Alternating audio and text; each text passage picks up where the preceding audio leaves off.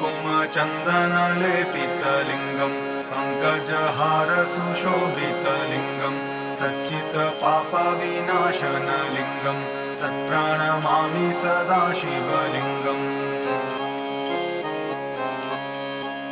देवगणार्चितसेवितलिङ्गं भावैर्भक्तिभिरेव च लिङ्गं दिनकरकोटिप्रभाकरलिङ्गं तत्प्रणमामि सदा शिवलिङ्गम्